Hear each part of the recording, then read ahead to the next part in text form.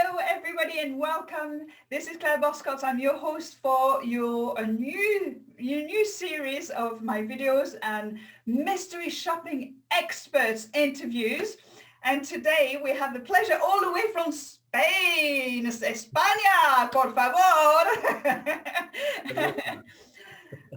Hola, Antonio. Hello. Hola. Hola. Antonio Galiano, lovely to have you here today. It's a pleasure. We've known each other for quite a few years, haven't we? Hello, Claire. It's a pleasure to talk to you. I hope to be able to clarify how are things going in Spain, which is not very good, by the way. Yeah. But It's a bit of a time. I mean, Antonio, what's your background? How did you get to do mystery shopping? Well, mystery shopping, it was not my idea to do this business. It was a friend's idea. He suggested to do the business with me, and this is what we did. I was a representative of a brand of shoes. Oh, okay. I was selling shoes because my area in Spain, we do a lot of, we are shoemakers. We have a lot of factories here.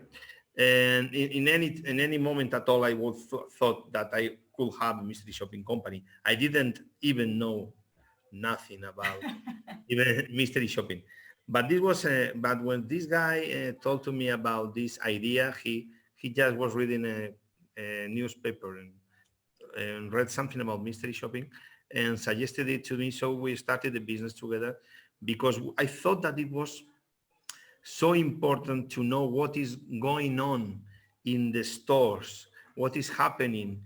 This information is so important to know that I thought that it was going to be a future business. And in fact, this happened 21 years ago. And 21 here we are. years ago. Wow, I was going to ask you, how long was that? So 21 years ago. Wow. So Yeah, in those days, you were probably doing everything still manually. Yeah, everything. Our first reports were written handwriting. Right. Yeah. Because we thought it was a closer way with the client and with local clients. And then we saw that after 1-2 months starting the business, we realized that this had only a meaning if we did it nationwide for all Spain. Okay. And at that time, there was no internet. I mean, internet exists by then, but not at this level. So it was difficult to contact the shoppers and to create a useful networking of shoppers. And yeah, but we did it manually and by the phone and everything. And yeah, it took a lot of time, but it was perfect because that effort now is like it gives a meaning to what came after that big effort. Yeah. And now everything is so easier, not only with the internet but with the pro platforms that we use and all the system to communicate with the clients. So everything has changed. Yeah, everything has changed, isn't it? So, Antonio, your company is called El Cliente Indiscreto. Indiscreto. Is not indiscreet? Yeah. Should it not be discreto? Yeah, and many people say that. And I think it's right. That's correct. Yeah, we should be discreet, not indiscreet. But it's like, yeah, but when we tell the client what is going on, then we are not discreet. We are undiscreet. That's what it was. Yeah, but you're absolutely right. When the client comes, it has to be like a ghost, like someone who is no one noticed. Yeah. And do you specialize in special industry, or do you really kind of do any type of industry?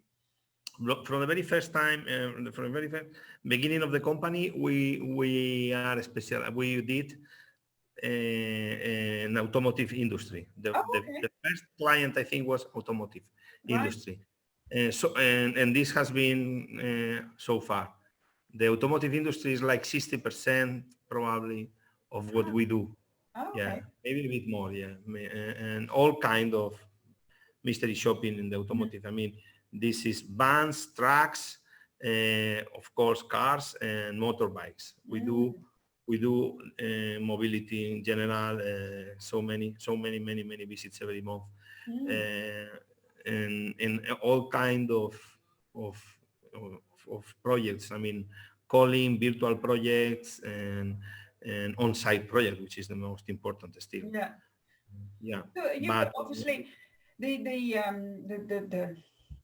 core of mystery shopping. It's kind of the face to face. You're going in somewhere discreto, and then you're coming back, and then you're kind of reporting. But have you seen things change actually with that little bug that has been happening around the world? Have you started doing new things that you hadn't done before? yeah, of course. Yeah, we are doing many lead projects. I mean, mystery lead or mystery calling as well. Which, as you know, means that we contact the client. The customer client contacts our client, and they wait for their answer, if it is a good answer and quick answer or not. I mean, there is a protocol that have to be respected, of course. And then also we're doing virtual visits as well. We're doing this Virtual in the visits. yes, virtual visits. They have to show the car, or even we are doing this for real estate. They have to show all the flat with Fantastic. virtual camera. Because of this COVID situation has changed everything. I mean, this has been something we didn't expect, and probably the worst that we have now with the COVID is we don't know what is going to happen tomorrow. At least in Spain, which is probably the worst country who is managing this drama. We're really not doing good at all. And here we have a lot of uncertainty. So we don't know what is going to happen. And so we are getting ready not to go out home, and even with this kind of programs. But still the on-site projects are leading the list, honestly. What do you see the organization's biggest issues? Obviously, COVID-19 is obviously the bigger issue, but what do you see are their challenges in terms of, local businesses for you? Well, I can talk about my case. I think that we have to adapt to what's new now. This is obviously, I mean, everything has changed. All plans are gone. Our expectations have changed.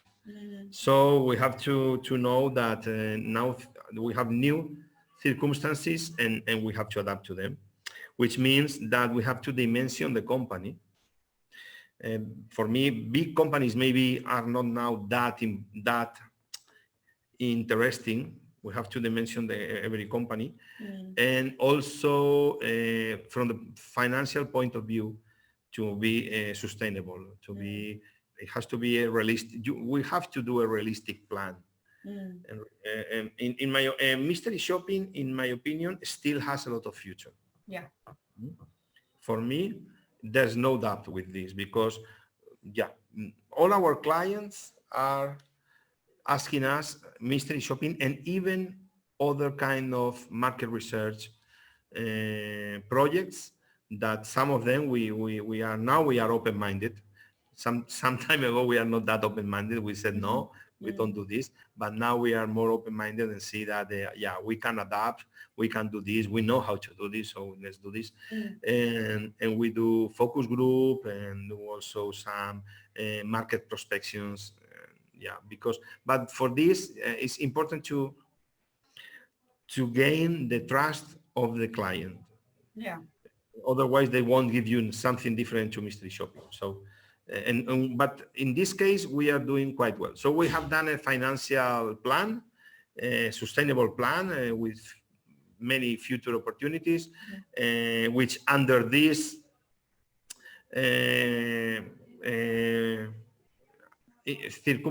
new circumstances, you never know what is going to happen, but more or less a solid plan a financial plan, and then, of course, dimension of the company. But dimension of the company, in our case, we are exactly the same. I mean, we are 15 people now, as we were last year. So we feel really lucky, honestly. But some of the tasks that we did with freelance, other people out of the company, now we do it inside. Yeah, right, internally. So yeah, internally. Yeah, because you know, we prefer to take care of our employees that to freelance is a different relationship. Yeah. I guess, you know, you were saying as well, you're doing focus groups, so you're doing more some market research, qualitative kind of researches as well for clients. And I think it's an important point of view, isn't it? Because mystery shopping gives you a snapshot of a service, but it should be part of a bigger customer experience strategy, shouldn't it, really, for Yeah. an organization? Yes, mystery shopping is part of that customer experience, of all the customer journey. But in my opinion, is the most important. I mean, mystery shopping is analyzes the moment of the truth. I mean, it can give you, you can use it to have a small information about small details. That with other tools, you don't get that information. So, and not only the customer care, but also the protocols. Why are not we? Yeah, in many chains, store chains, why there is a store in Madrid and there is a store in Albacete, in Valencia, in Sevilla? All those stores are working well, but there are like 2 or 3 stores in wherever, in let's say Barcelona, that they are not doing well. Why? Then maybe the ship. I am sure that with a good mystery shopping program, you will solve this. Yeah. Because maybe they don't follow the protocol, and that's easy. Yeah. And give information in the moment of the truth, in the key moment. That's so true, and it's something also I think mystery shopping is you know, when you talk about putting a big 6 strategies and, you know, we need to do all this to get the company moving, and yes, absolutely fantastic, but you can see us change on the CX strategy. Maybe it'll take 6 months, or maybe it'll take a year to see some changes. Whereas when you start the program of mystery shopping, it's instant, isn't it? That is in 1 month. In, you know, that first visit, you can start doing actions, you can start, you know, training more, you can start, you know, seeing what's right, you know, and so it really is instant, isn't it, when you get those results? It is. It's a flexible tool. In 2 weeks, you can start a big mystery shopping program. And the first month, you give information that they can use in 15 more days. So probably in 2 months, you have changes in your company. So it's very useful from my point of view. For me, it's the most important. I mean, I do this, of course, what will I say? But my clients do also have this opinion. So do you work with your clients, once you've done the mystery shopping, do you work with your clients on the consultancy side of it? This is what happened during the visits. This is where you want to be. This is where you are. And how do we get there? Do you help them with that side of the consultancy of the results? This part is not my part. I mean, we do this in 1 or 2 cases, but not in most of the cases we don't do this. No. This part is their part, or we talk to someone else. You talk to me. I have to. Yeah, I will too. I'm not pitching anything here. Yeah, no, but it has to be. I mean, I think that's one of the things as well, is when you put a mystery shopping program, they need to have a process on how what they're gonna do with it. Because if you just do a mystery shopping program just to tick a box, it's no point, is it? Yeah, well, we are really busy with the mystery shopping program, I can tell you that. So with this consultancy, I think it's very interesting. And now we have in the office someone who is helping the client to with the presentation of all the programs, Right. especially the biggest programs, Yeah, yeah, yeah. because we thought that yeah, this was very important Mm, for us, and this person is helping us mm, for 1.5 years, I think, more or less, mhm, and she's doing a great job, and clients are really happy because mhm, he's helping. But as I said, is not in all projects, only in a few ones. mm. The biggest problem. Mhm. Yeah, excellent, excellent.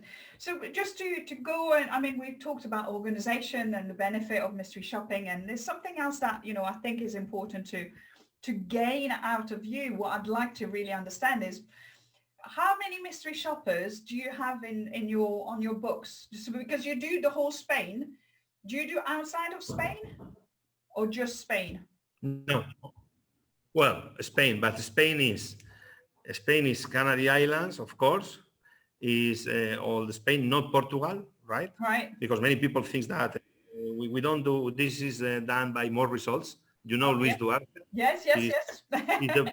our Portuguese partner, Excellent. and yeah, and well, we do also Balearic Islands, and Ceuta and Melilla are two towns, Spanish towns, which are based in Africa. But yeah, we do only Spain, and we have about active mystery shopping. Let's say about the ones that we work. We work with 800 every month, Wow. 800 shoppers every month, and active mystery shoppings shopper we have like 15,000, Wow, wow, wow. more or less. Active one as well. That's The active incredible. ones, yeah, because but some, yeah, you know how is a project of mystery shopping, because we need to have different possibilities. I mean, depending on the project, you will have to need one profile or another. Maybe it's Mm, not the same to buy a motorbike that to buy a luxury car or a mm, premium car or a normal car. Generalistic brand is different, absolutely. So the profile of the mystery shopping has to be according to this car. It's not the same to go to the supermarket that to go to a jewelry to buy mm, a jewel, mm, an expensive watch or jewel. Um, so we need, you know this perfectly well, we need different possibilities. mm, And also Spain is quite big, and we have some difficult areas to access. I mm. mean, it's not only that we work in big cities. Of course, all big cities are covered, Yeah. but there are many other places that are not so big, Mm, and it's not this easy to have available shoppers there. But mm. we do have, we do have. Mm, mm, mm. But do you Yeah. remember we had a conversation quite a long time ago about Tenerife and doing some visits out there and trying to put a project on the high level jewelers. That was very interesting as well. But Yeah, it's, yeah, I remember that. Yeah, yeah. yeah, It was in Gran Canaria, I think. that's right. Yeah, yeah, yeah, yeah. So, but it's, I think that's the difficulty, isn't it? Or it's something when you're trying to put a program together yourself. And it's always about really kind of be careful who your shoppers are going to be, because you need to be able to draw people which are going to be different demographic and different ages and different families, or a family, not your family, children, no children, high end, and all that kind of things. In It's that program, I think the main challenge was that they have to be foreign people. Was yeah, that? and on holiday as well. On holiday. Yeah, yeah. Holiday, yes, they had to go on holiday. I remember. So Yeah. yeah, yeah, yeah. So it's that's a really big challenge. So how do you actually manage that number of mystery shopper? How do you, how do they become mystery shopper with you? Well, we have a special agreement with some employee platforms. Okay. So when we need someone in some area, we just publish these advertisements that we need some shoppers, Okay. and then also the shoppers tell other shoppers, and also Facebook sometimes, But the main tool is the employment platform. Yeah. Right. What's the main characteristic? What are the things that you look for in a shopper? What's your thing that you think, right, this is the, we need those 3 things or those 4 things, and we won't take that shopper unless they do this? For me, the most important is that they enjoy shopping, or at least they enjoy doing something to help a company. Right. Because because the mystery shopping program is to help a company to give them useful information. Yeah. So they have to think about something useful to say. Yeah. And this is the most important. To be honest, of course, they have to be honest. They doesn't make any sense if they don't. They are honest, but they have to like shopping and give good information, because some shoppers do not. I remember first time when I started the business, I made a visit myself with this other guy. I told you that we said let's go to a shoe store and do a report. Mm-hmm. How was the purchase, and how was the customer attention, everything. And when we went out, we were not able to write anything. Everything was okay. Everything, oh yeah, it was okay. How was it? Okay. Okay. No problem. Was she nice? Yes, she was nice. So we realized that it was necessary to do a very detailed questionnaire. And you have to be willing to answer that. And when you answer the questionnaire, then it comes to you many ideas about what happened. So this is what we are looking for in a shopper, to write things that are interesting. When you complete the questionnaire, then you will have some ideas to write. Oh yes, she was not smiling, she was not looking at me, or she did not told me about different sizes, or the add-on sale, whatever. So it comes to you a lot of ideas to complete a very good questionnaire. So we have to provide useful information. This is our commitment. Yeah, I think that's what I'd always said is you need to write as if the client needs to read your report as if they were in your shoes at this moment in time, isn't it? So when they read you, they need to be able to feel that they're in that moment, that they're looking at that person, that they're seeing or hearing those different things, and that's they have to be when they read the complete questionnaire, the complete report.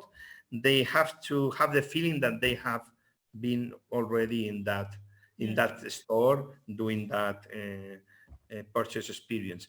And this is what we try. We try that they can imagine all the situation according to what they are reading. It's not only that, was she smiling? No. Yes. Was she smiling? No, but what was she doing? I mean, explain a little bit why you score no. Yes. To smile or whatever. And it's also, I think it is changed as well. I mean, I set up my company 11 years ago, so half of what you had. But I think right at that time in the beginning, it was a lot of yes or no kind of questions. You ticking the boxes, kind of, were they wearing their name badge, or yes, did she smile, yes or no? Whereas now, as we moved along, it's a lot more about the connection. How do they feel? When they come out of it, how, would they recommend it? How do they, what did they see? Using all those emotional connections in a report as well, isn't it? Yeah. Yes. What we do in our reports is we separate two kind of questions. The most objective questions, which is yes, no, whatever, smile, introduce herself or himself, whatever. And then this other part, which is very interesting. How were you? Did you feel okay? Did you feel good? Did you have a good experience? Is more personal. And when we do this in another, no, in the same questionnaire, but another dimension of the questionnaire at the end. And would you recommend this shop and why? This information is too useful. It's very, very useful. And I guess with COVID-19, you've probably had to add additional questions now, haven't you? Oh yes, of course we have. In all the reports we have had the COVID questions, which is mainly social distance, alcohol for the hands, if it is available and enough alcohol, hydro alcohol it is, and also the what was the other one? Well, of course, if they were wearing masks. Yeah. Because You know, in Spain, everyone has to wear mask, well, not only in the public places, but also in the street. I don't know how is it in Jersey, but in Spain, if you go to the street, you have to wear a mask. Yeah, it's interesting because this morning I went shopping and I just needed to pick something up, and I went into that shop where I hadn't been before, and I suddenly realized the floor was showing you which way in, to the right, and which way out to the left. So I very kindly, I just take to the right and I go around my little bits and I come back and I'm about to go, and then one of the staff walks in, really not caring at all which way they comes in, and I'm thinking, what's all this about? You're trying to do a customer journey, and you're trying to keep your customers safe, but your staff don't actually even. That's it. This is the meaning of the mystery shopping. That's it. This is so. There is huge effort from the company to do things right. That someone hasn't understand the meaning of this. It's not that he's doing wrong. I think it's not that this person is doing wrong or right. It's that probably he's not aware of how important it is that the company is trying to do something. I mean, one place for go inside and another door to go outside. Okay, but you're not doing well because so it's like to go against the interest of your company. It's like we have to, well, not we, I mean, the company has to get these people and try to make them understand how important it is. Exactly. They are part of something bigger. Yeah, and it comes back to training, doesn't it? It comes back to really giving the employees the tools, making them understand why it's important, and the training for me, it's such a key part of it. That's it. Yeah, mystery shopping is together, always together with training.